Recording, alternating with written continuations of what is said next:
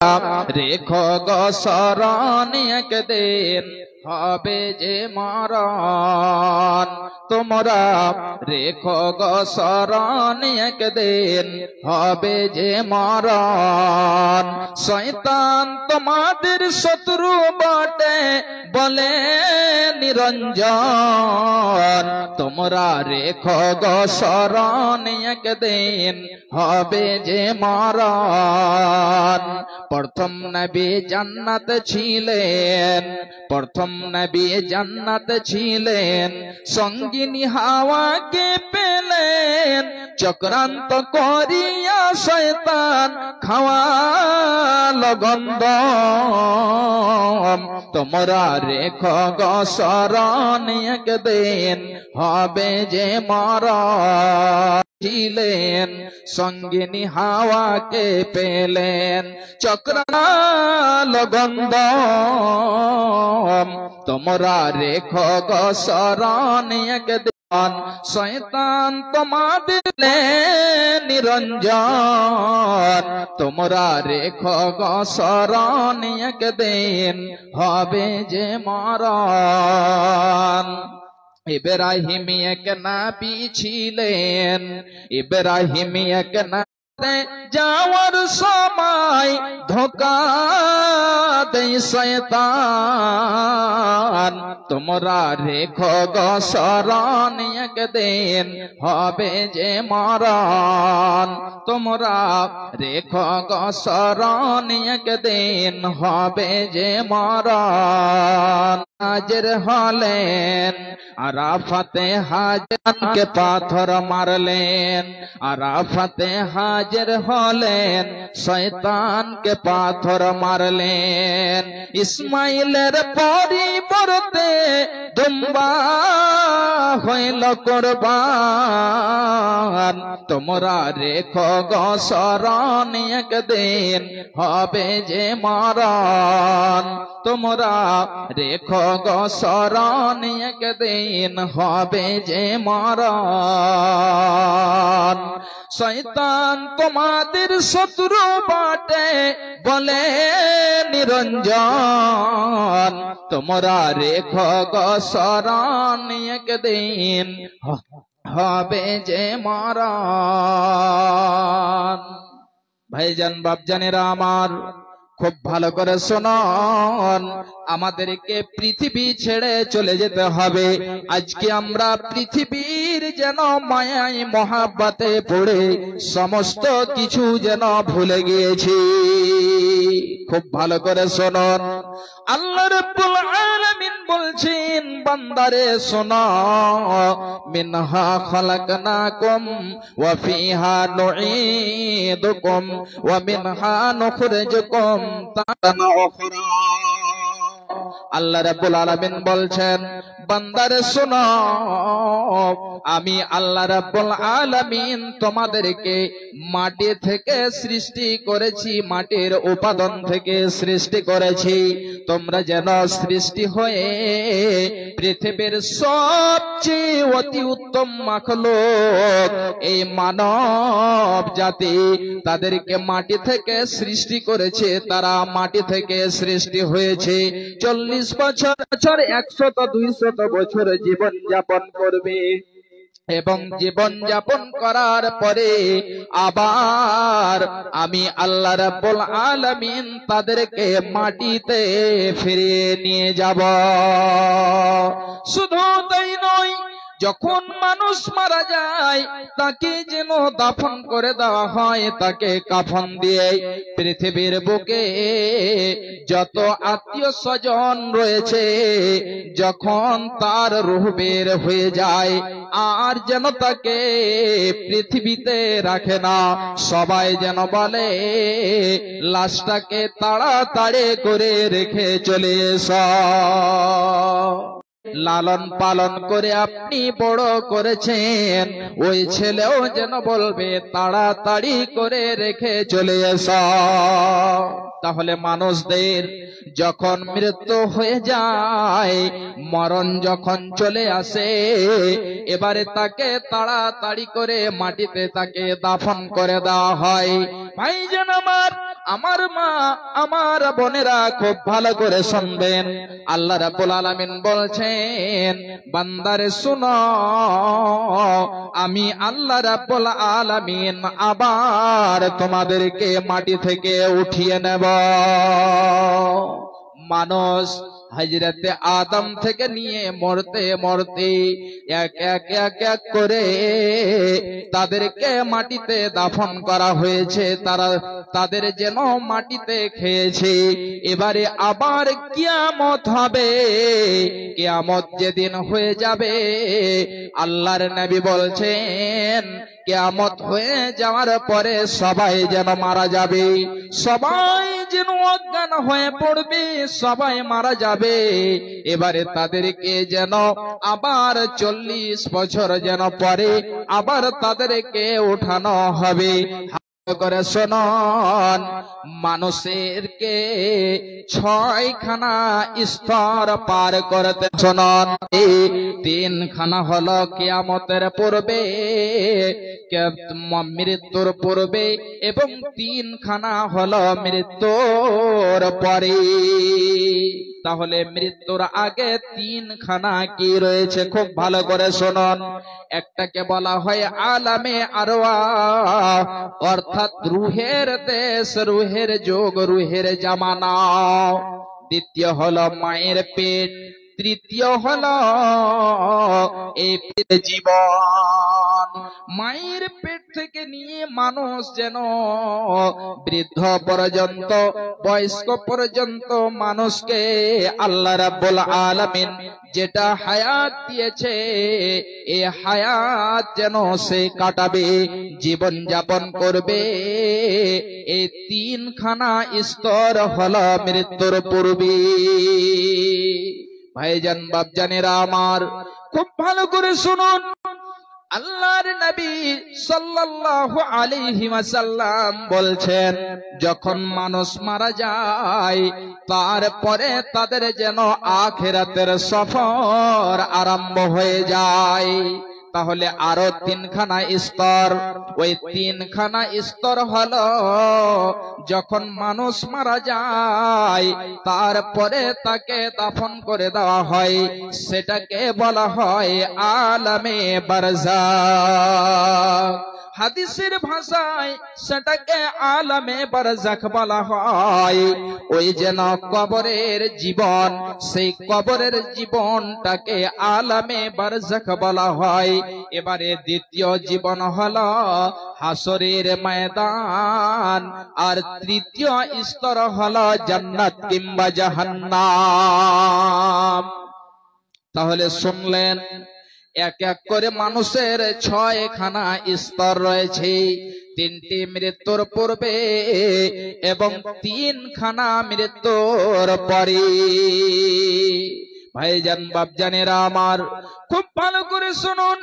যখন মানুষ মারা যায়, যখন তাদের কাছে মৃত্যু চলে আসে, তখন যেন তাদের এমন কষ্ট হয় যে কষ্টটা তার জীবনে কোনোদিন হয় না। এবারে যখন সে মারা গেল, মারা যাওয়ার পরে তার আখিরাতের সফর আরম্ভ হয়ে গেল। আখিরাতের সফরে সে ধাপ দিয়ে দিল, পা রেখে দিল, কদম দিয়ে দিল। এবারে তাকে আখিরাতে যেন উঠানো হবে। ভাইজান বাপজানেরা আমার, এই কবরখানা এত ভয়ঙ্কর জায়গা, এত কঠিন জায়গা, যার যেন অন্তরে ঈমান রয়েছে, এই ঈমান থাকা যারা, এই ঈমানি ব্যক্তি, মুমিন ব্যক্তিরা যখন মরণের কথা শুনবে, তখন যেন তাদের শরীর শিউরে উঠবে, তাদের শরীরে লোমগুলো যেন দাঁড় হয়ে যাবে, মরণ যেন এমন যায়, কবর যেন এমন জায়গা, এই কবরটা কত ভয়ঙ্কর, কত কঠিন হবে, খুব ভালো করে শোনান। একদা হযরতে উসমান রাদিয়াল্লাহু তাআলা আনহু, হযরতে উসমান রাদিয়াল্লাহু তাআলা আনহুর গোলাম হানি রাদিয়াল্লাহু তাআলা আনহু তিনি বয়ান করেছেন, যখন হযরতে উসমান রাদিয়াল্লাহু তাআলা আনহু, আর এই উসমান হলেন মুসলিম জাহানের তৃতীয় খলিফা।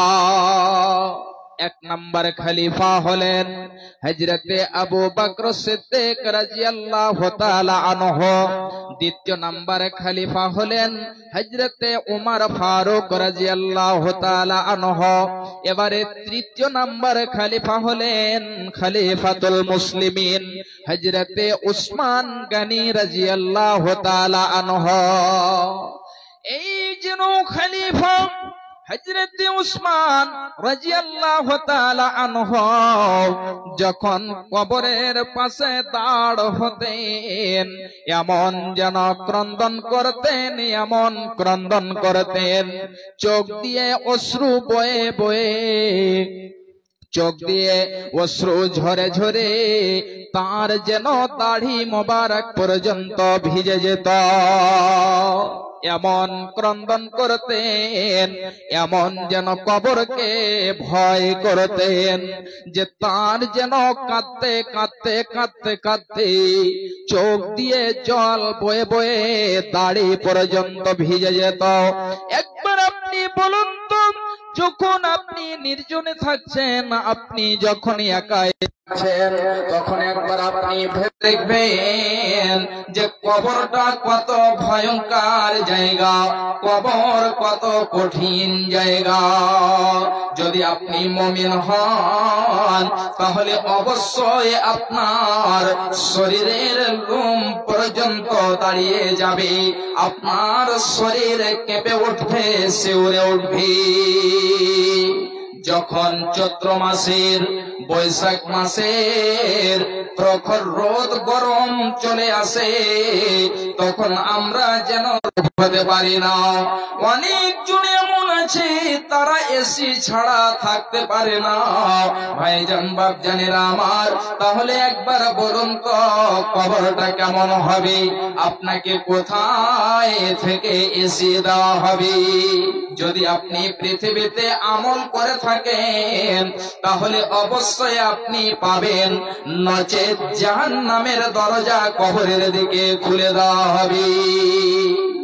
আমলের জন্য সাহাবায়ে কিরাম নিজের মালকে যেন বিলিয়ে দিয়েছেন, নিজের ধন সম্পদকে লুটিয়ে দিয়েছেন ইসলামের জন্য, ইসলামকে বাঁচানোর জন্য।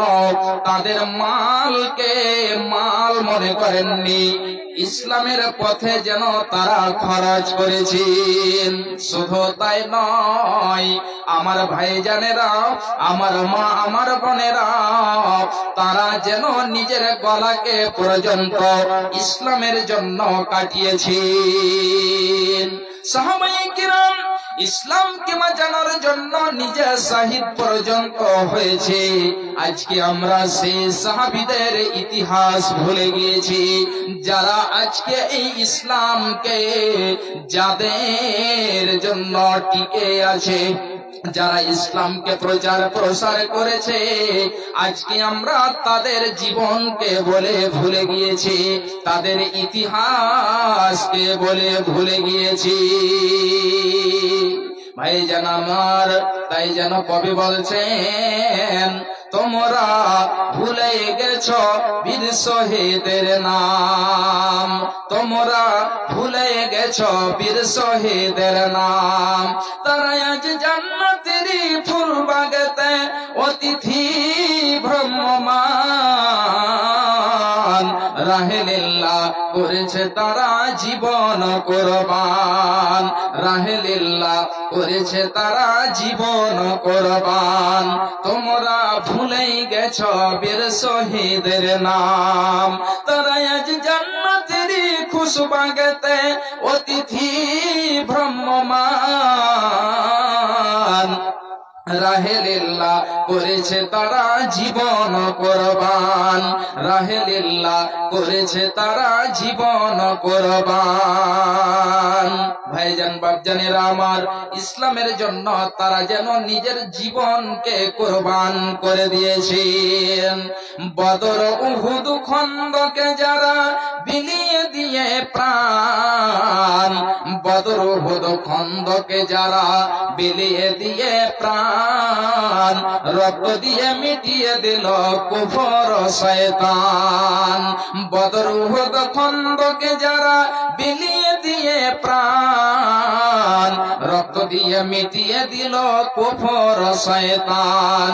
পবিত্র করল জমিন বাড়ল মুমিন, পবিত্র করল জমিন বাড়ল মুমিন, প্রতিষ্ঠা পেল আল কোরআন।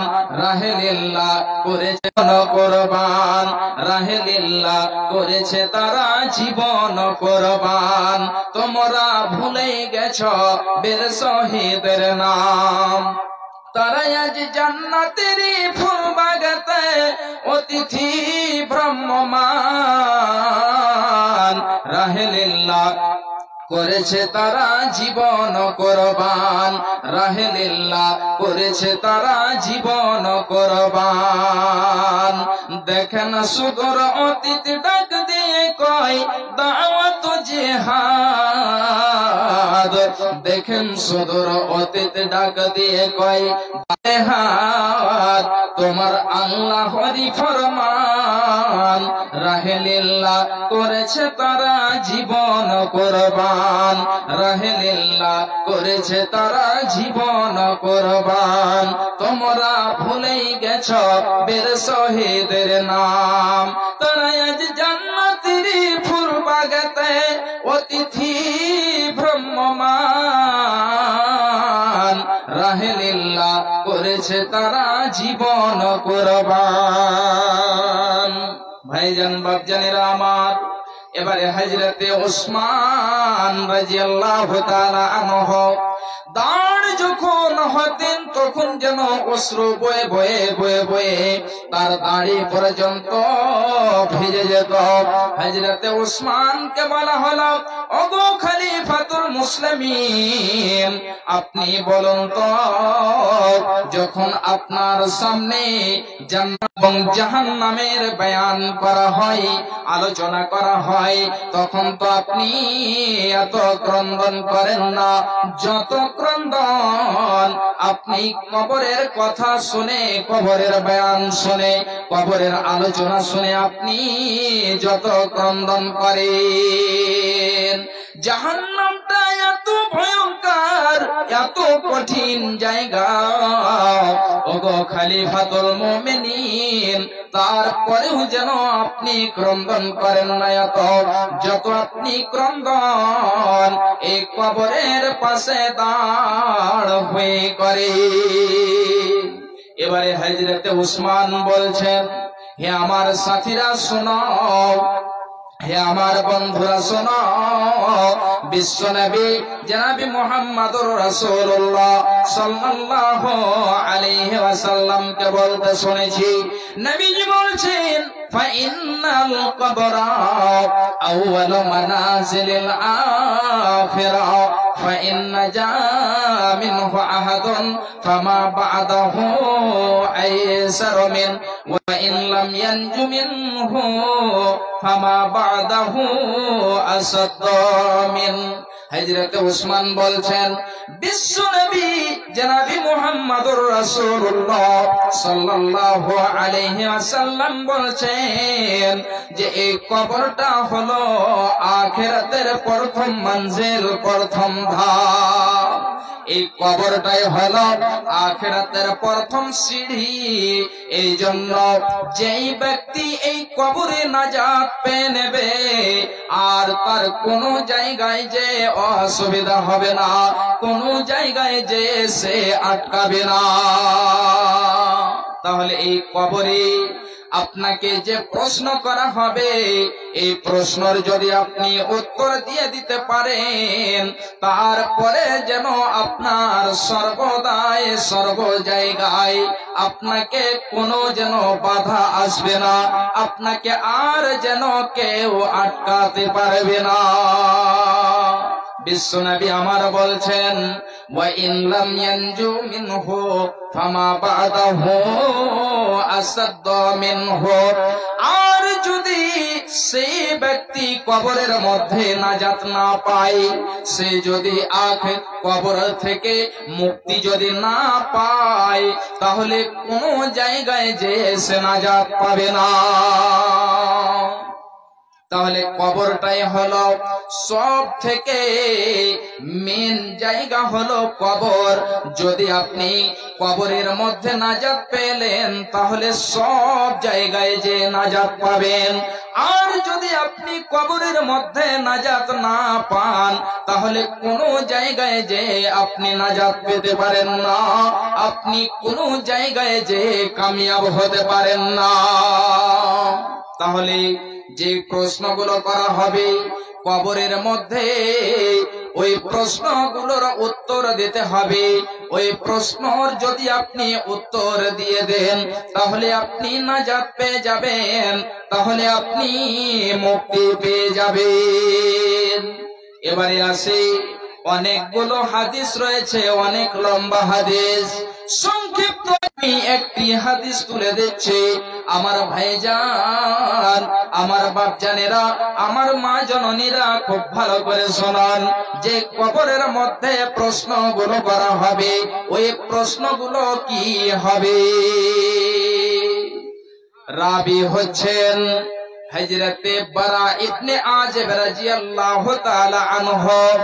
হযরতে বারা ইবনে আজিব রাদিয়াল্লাহু তাআলা আনহু বলছেন বিশ্বনবী জনাবি মুহাম্মদুর রাসূলুল্লাহ সাল্লাল্লাহু আলাইহি ওয়াসাল্লাম বলছেন, যখন মানুষ মারা যায় তাকে দাফন করে চলে আসা হয়, এবারে তার কাছে দুইখানা ফেরেশতা আসে।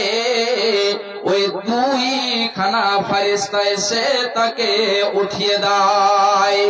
উঠিয়ে দেওয়ার পরে এবারে তাকে এক এক করে যেন প্রশ্ন করতে লাগে, বান্দারে বলো মান রাব্বুকা।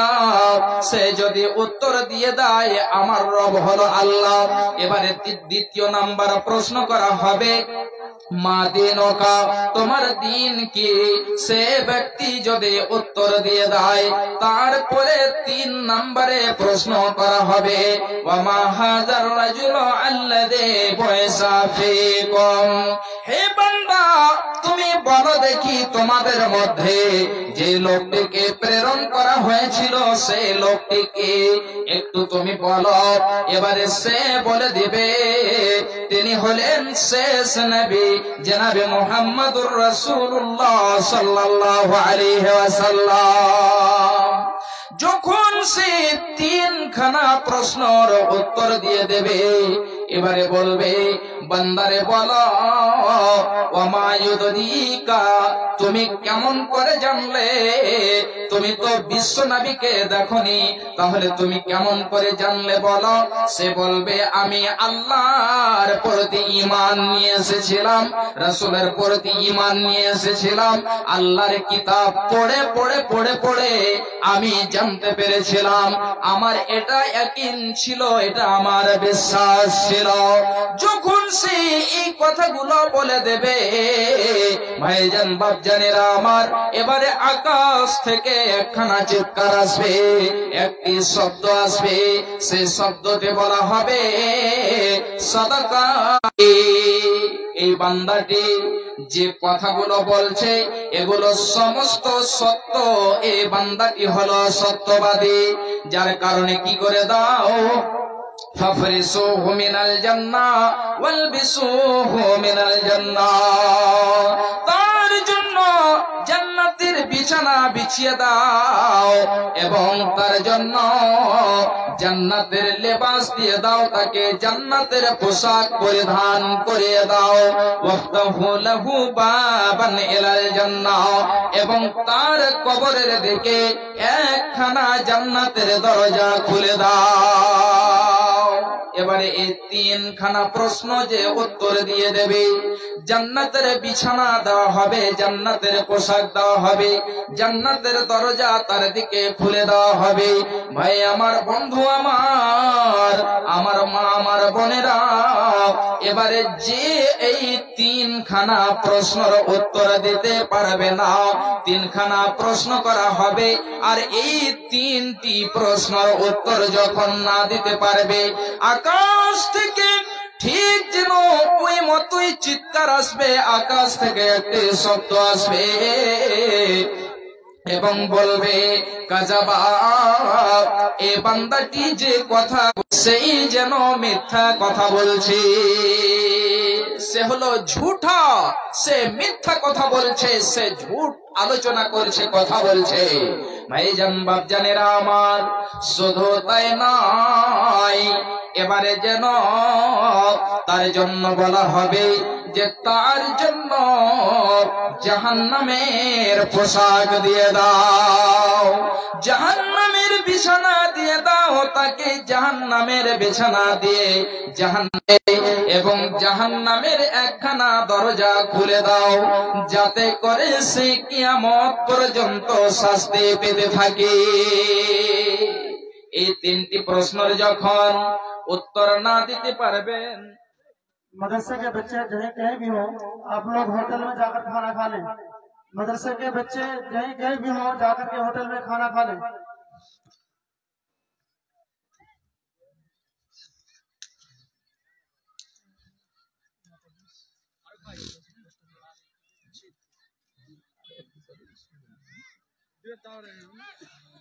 ভাইজান বাপজানেরা আমার, খুব ভালো করে শুনুন, গুরুত্বপূর্ণ আলোচনা।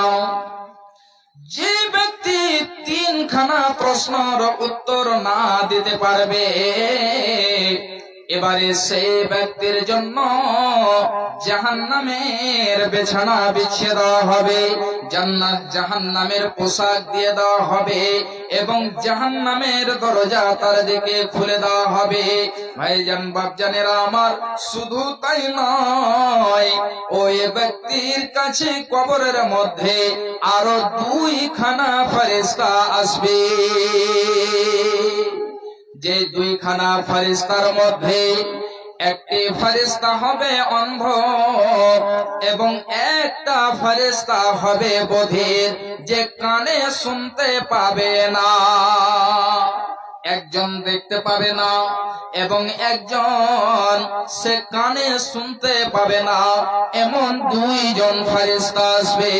এবারে ওই দুইজন ফেরেশতার কাছে একখানা এমন লোহার হাতুড়ি থাকবে।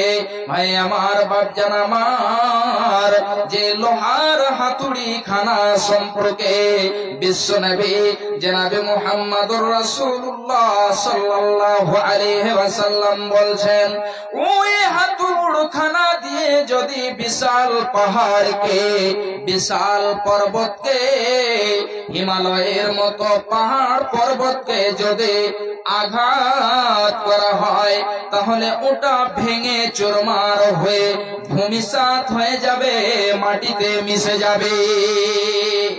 এমন একটা লোহার হাতুড় নিয়ে আসা হবে।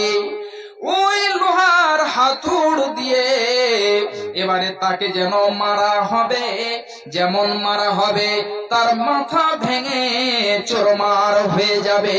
মাথা ভেঙে যেন তার চুরমার হয়ে যায়, তার শরীর, তার বডি মাটির নিচনে চলে যাবে।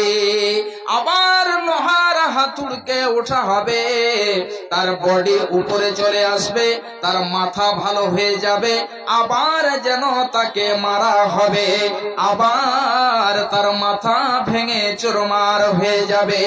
এই মতো করে তাকে কিয়ামত পর্যন্ত শাস্তি দেওয়া হবে। তাহলে একবার বলুন তো এই কবরটা কত ভয়াবহ জায়গা, এই কবরটা কত ভয়ঙ্কর জায়গা, এই কবরটা কত কঠিন জায়গা। ভাইজান বাপজানেরা আমার, আমরা যেন মুসলমান হয়ে আজকে আমরা কতখানি যেন আমল করে থাকি। আমি মুমিন হইয়া জন্ম লভিয়া সমাজের করিলাম কি, আমি মানব হইয়া জন্ম লভিয়া সমাজের করিলাম কি, আমি মুসলিম হইয়া জন্ম লভিয়া সমাজের করিলাম কি, আমি আল্লাহ না চিনিলাম, রাসূল না মানিলাম, আমি খোদা না চিনিলাম, রাসূল না মানিলাম, মানব জন্মে করিলাম কি, আমি আল্লাহ না চিনিলাম, রাসূল না মানিলাম, মানব জন্মে করিলাম কি, আমি মানব হইয়া জন্ম লভিয়া সমাজের করিলাম কি, আমার বাল্যকাল গেল হাসিতে খেলিতে, যৌবন কাল গেল রসে, আমার বাল্যকাল গেল হাসিতে খেলিতে, যৌবন কাল গেল রসে, আমি হালাল ছাড়িয়া হারাম খাইলাম, আমি হালাল ছাড়িয়া হারাম খাইলাম, দুনিয়া করিলাম খালি রে মন আমার, দুনিয়া করিলাম খালি, আমি মানব হইয়া জন্ম লভিয়া সমাজের করিলাম কি, আমি মানব হইয়া জন্ম লভিয়া সমাজের করিলাম কি,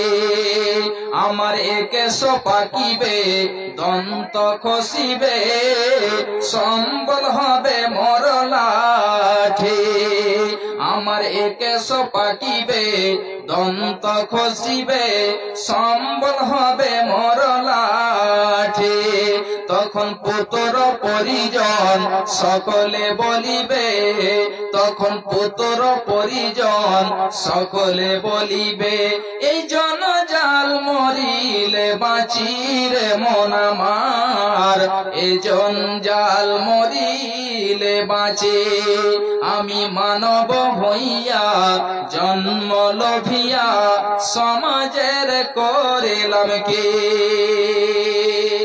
ভাইজান বাপজানেরা আমার, আমরা হলাম মুসলমান, আমরা মুসলমানের ঘরে জন্ম নিয়েছি, তাই বলে যেন মুসলমান। তাহলে একটা কথা খুব ভালো করে কানে উঠিয়ে রাখুন, এ আমার মায়েরা, আমার বোনেরা, বিশ্বনবী আমার একজন সাহাবী সম্পর্কে বলছেন, যার নাম হলো হযরতে সাদ বিন মুআজ রাদিয়াল্লাহু তাআলা আনহু। হযরতে সাদ বিন মুআজ রাদিয়াল্লাহু তাআলা আনহু যখন ইন্তেকাল করলেন, যখন মারা গেলেন, বিশ্বনবী আমার তার দিকে আঙ্গুল দেখিয়ে বলছেন, হাদাল্লাযী তাহাররাকা লাহুল আরশ ওয়া ফুতিহাত লাহু আবওয়াবুস সামাই ওয়া শাহাদাহু সাবউনা আলফাম মিনাল মালায়েকা। বিশ্বনবী ওই সাদ বিন মুআজের দিকে আঙ্গুল দেখিয়ে বলছেন যে এটা হলো ওই ব্যক্তি, এটা হলো ওই সাহাবী যার মৃত্যুর কারণে আল্লাহর আরশ পর্যন্ত কেঁপে উঠেছে। হযরত সাদ বিন মুআজ যখন তিনি মারা গেলেন, এমন সময়তে বিশ্বনবী বলছেন যে এই হলো সেই ব্যক্তি যার মৃত্যুর কারণে আল্লাহর আরশ পর্যন্ত কেঁপে উঠেছে।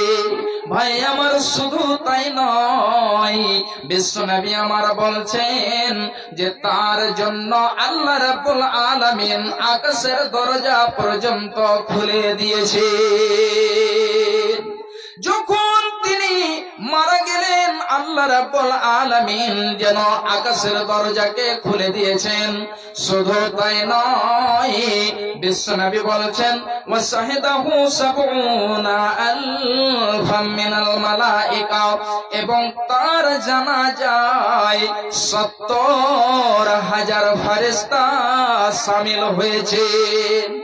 ১-২০০ নয়, ১-২ হাজার নয়, ৭০,০০০ ফেরেশতা তার জানাজায় শামিল হয়েছে। বিশ্বনবী বলছেন, হে আমার সাহাবীরা শোনো, লাকাদ যুম্মা জাম্মাতান সুম্মা ফুরজা আনহু, এমন সাহাবীকে যখন দাফন করা হলো, যখন তাকে দাফনে দেওয়া হলো, তাকে কবর চেপে ধরেছে, কবরে চাপ দিয়েছে, কবরে তাকে দেবেছে, আবার যেন সেই কবর প্রশস্ত হয়ে গিয়েছে, কবর তাকে ছেড়ে দিয়েছে। তাহলে বলুন তো, একজন এমন সাহাবী যে সাহাবীর মৃত্যুর কারণে আল্লাহর আরশ পর্যন্ত কেঁপে উঠেছে, যার মৃত্যুর কারণে আল্লাহ রাব্বুল আলামিন আকাশের দরজা খুলে দিয়েছেন, যার জন্য ৭০,০০০ ফেরেশতা নাযিল হয়েছেন, তাকে যদি কবর চেপে থাকে তাহলে আমাদের কি অবস্থা হতে পারে? ভাইজান, একবার আপনি চিন্তা করে দেখবেন, অনেক সময়ের প্রয়োজন। হযরতে সাদ বিন মুআজ কেমন সাহাবী ছিলেন, কেমন একজন বিশিষ্ট ব্যক্তি ছিলেন, কেমন মর্যাদাবান তিনি ছিলেন। ভাইজান, বাপজান আমার, তার জীবনীটাকে একবার পড়ে দেখবেন। এমন সাহাবীকে যদি এই কবর চেপে থাকে তাহলে একবার চিন্তা করে দেখবেন, নির্জনে আপনি বসে যাবেন, বসে যাওয়ার পরে একবার আপনি চিন্তা ভাবনা করবেন যে এমন লোককে যদি, এমন সাহাবীকে যদি এই মতো আযাব দিয়ে থাকে, শাস্তি দিয়ে থাকে, তাহলে আমাদের কি হতে পারে, আমাদের কি ঠিকানা হতে পারে, আমাদের সাথে এই কবর কি ব্যবহার করবে, একবার আপনি নির্জনে বসে চিন্তা ভাবনা করে দেখবেন। ভাইজান, বাপজান আমার, আপনারা সকলেই জানেন, অনেক সময় হয়ে গেছে এই জলসাটি করা হয়েছে যে মাদ্রাসার উন্নতি কল্পে, মাদ্রাসার উন্নতি, মাদ্রাসাকে উন্নত করতে হবে, সেখানে শিক্ষা ব্যবস্থাকে ভালো করতে হবে, শিক্ষক ভালো রাখতে হবে, সেখানে বিভিন্ন খরচ রয়েছে। ভাইজান, এই মাদ্রাসাকে চালাতে হবে, এটা হলো একটা দ্বীনি প্রতিষ্ঠান, দ্বীনি ইদারা। এই প্রতিষ্ঠানকে চালানোর দায়িত্ব হলো আমাদেরকে চালাতে হবে। ভাইজান, বাপজান আমার, যেখানে কোরআন হাদিসের শিক্ষা দেওয়া হয়, যেখানে আপনাকে কবরকে স্মরণ করা হয়, যেখানে আপনাকে মৃত্যুকে স্মরণ করিয়ে দেওয়া হয়, যেখানে বিশ্বনবীর হাদিসকে পড়া হয়, যেখানে আল্লাহর কালাম পড়া হয়, সেই জায়গাকে আপনাকে সহযোগিতা করতে হবে, চালাতে হবে, সহযোগিতার হাত আপনাকে বাড়িয়ে দিতে হবে। ভাইজান, বাপজান আমার, আপনার জন্য যে আলেম কিংবা যে তালিবে ইলম সেখানে শিক্ষা অর্জন করে, আপনার জন্য যদি একবার দোয়া করে দেয়, অবশ্যই আল্লাহ রাব্বুল আলামিন কবুল করবেন। তাহলে আপনার জীবন ধন্য হয়ে যাবে, আপনি ইহকাল পরকাল নাজাত পেয়ে যাবেন। ভাইজান, বাপজান আমার, আমি বেশি আর লম্বা করব না, শুধু কয়টা মিনিট আপনাদেরকে আমি যে কোরআন ও হাদিসের আলোচনাগুলো শোনালাম, আল্লাহ রাব্বুল আলামিনের কাছে দোয়া করব, আল্লাহ যেন আমরা এই কবরকে, মৃত্যুকে বেশি বেশি করে স্মরণ করতে পারি এবং আমল করতে পারি। ভাইজান, আজকে আমাদের মধ্যে অনেকজন এমন আছে যাদের মা কবরবাসী হয়ে গেছে, যেই মা আপনাকে নিজের মুখের খাবার দিয়ে আপনাকে লালন পালন করেছে, যেই মা আপনাকে যতক্ষণ পর্যন্ত খাবার না খাইয়েছে, খাবার না তুলে দিয়েছে, সেই মা অতক্ষণ পর্যন্ত খায়নি। যেই পিতা ইনকাম করে খুন পাসিনা করে নিয়ে এসে ছেলের মুখে মেয়ের মুখে যতক্ষণ পর্যন্ত হাসি না ফুটিয়েছে ততক্ষণ নিজেকে আনন্দিত মনে করেনি, সে নিজেকে লজ্জিত মনে করেছে। আমি কেমন পিতা, একজন ছেলে মেয়েকে আমি আনন্দ দিতে পারলাম না, সেই পিতা আজকে কবরবাসী হয়েছে। আপনার দিকে তাকিয়ে রয়েছে আপনার পিতা, আপনার মা, আপনার আত্মীয় স্বজন, আপনার ছেলে, আপনার মেয়ে আপনার দিকে তাকিয়ে রয়েছে কে আমার জন্য দান করবে, সাদকা করবে। বিশ্ব নবীকে একজন মহিলা জিজ্ঞাসা করেছে, ইয়া রাসূলুল্লাহ, যদি আমার মা হঠাৎ করে মারা গিয়েছেন আর সেই মা যদি কথা বলতে পারতেন তাহলে অবশ্যই দানের কথা, সাদকার কথা বলে যেতেন, কিন্তু নবী, মা আমার হঠাৎ করে পৃথিবী ছেড়ে চলে গিয়েছেন। একটুবার আপনি বলুন যে আমার মায়ের তরফ থেকে যদি আমি কিছু দান করি, সাদকা করি, আমার মা নেকি পাবে কি পাবে না? বিশ্ব নবী বলছেন অবশ্যই সে নেকি পাবে। ভাইজান, তাহলে যিনারা কবরবাসী হয়েছেন, আমরা যদি দান করি, সাদকা করি, অবশ্যই তারা নেকি পাবে এবং তারা যেন এটা তাদের জন্য এটা সহযোগিতা হবে। ভাইজান, কোন একজন ভাই এই মাদ্রাসার জন্য, এই আল্লাহর নবীর যেখানে হাদিস শিক্ষা দেওয়া হয়, যেখানে আল্লাহর কোরআনকে শিক্ষা দেওয়া হয়, কোন একটা জন ভাই, বেশি নয় 10,000 টাকা আমি আল্লাহর ওয়াস্তে চাইবো এই মাদ্রাসার জন্য। একটা জন এমন আছেন 10,000 টাকা দেনেওয়ালা এবং 2 জন 5-5 হাজার করে দেনেওয়ালা, বেশি নয়, আমি বেশি চাইবো না। এই এলাকাতে এমন যেন লোক আছে, এমন ব্যক্তিত্ব বসে আছেন যিনারা 10, 5 নয় 20, 50 হাজার টাকা দেনেওয়ালা এমন আছেন। ভাইজান, আজকে আমি বেশি চাইবো না, একটা জন 10,000 টাকা দেনেওয়ালা, একজন 2 জন 5,000 টাকা দেনেওয়ালা চটচট করে আসো। ভাইজান, আল্লাহর ওয়াস্তে আমাদের মাল ধন সম্পদ অনেক রয়েছে, এই মাল ধন সম্পদ আমাদের কাজে আসবে না। আপনারা শুনেছেন কারুনের নাম, সেই কারুন এত বিখ্যাত সে লোক ছিল এবং এখনো সেই বিখ্যাত হয়ে আছে। এই জন্য তার এতগুলো মাল ধন সম্পদ ছিল, তার কিছু কাজে আসেনি। তার সমস্ত মাল ধন সম্পদ হালাক হয়ে গেছে, সমস্ত কিছু ধ্বংস হয়ে গেছে, বরবাদ হয়ে গেছে। ভাইজান, শাহ সিকান্দারের নাম শুনেছেন? সেই শাহ সিকান্দার এত ধনট্টশীল ব্যক্তি, এত বড় ব্যক্তি, এত বড় বাদশা, তার মাল ধন সম্পদ কিছু নিয়ে যায়নি। খুব ভালো করে শুনুন, শাহ সিকান্দার মরিবার কালে